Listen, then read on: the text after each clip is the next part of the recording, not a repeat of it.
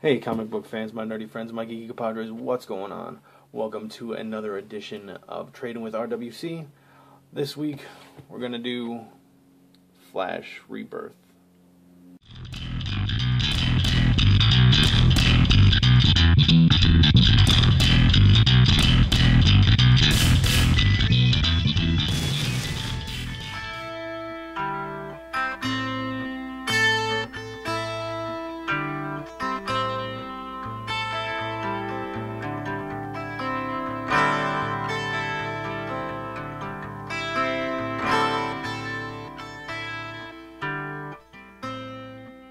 Alright, so Flash Rebirth.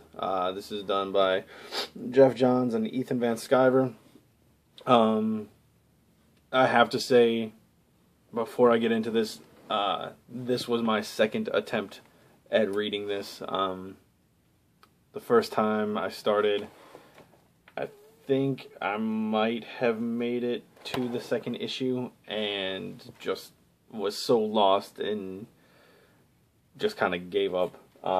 Read a few books in between then and now and decided to give it another go, and by the end I was actually pretty glad I read it. Like I said, in the beginning it was kind of confusing to me. I was lost because I don't know much about Flash or Flash's history or the whole entire Flash family. But this book does a pretty decent job at describing all of that. This time I actually read the introduction, or the foreword by Matt Chernis.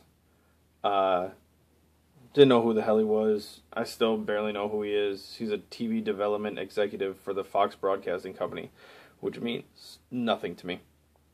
But the way he described certain things and the way he talked about this book got me more interested and got me to stick through the confusion and keep reading on. So I'm glad I did. I have a better understanding for the Flash as a character and Barry Allen as a character.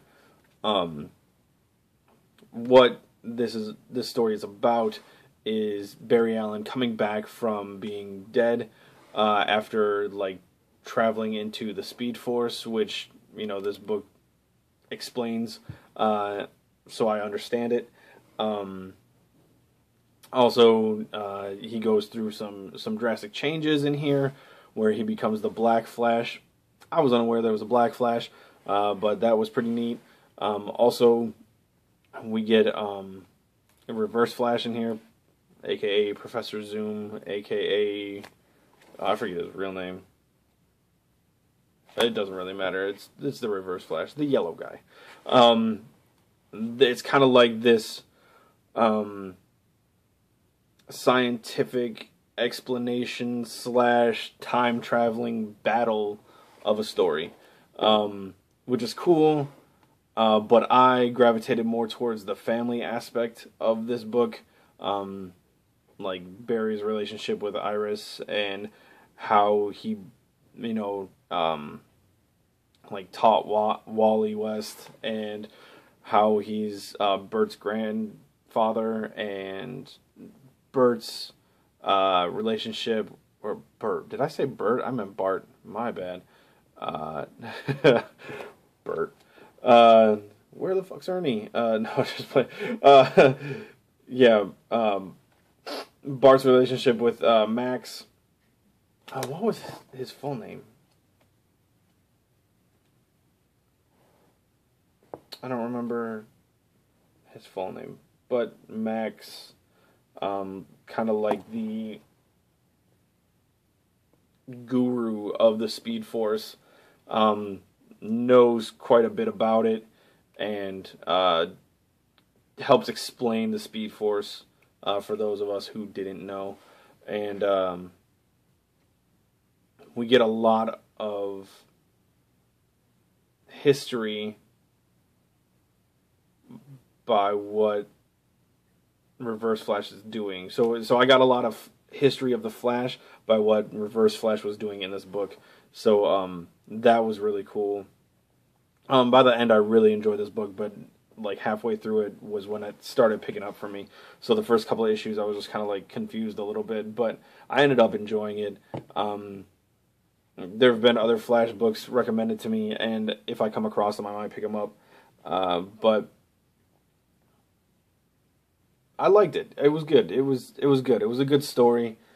Jeff Johns did a good job at telling this story and trying to intermingle past and future and present and all this, and explaining the Speed Force and how it affects everybody in the Flash family, and how it affects everything in every time, everywhere.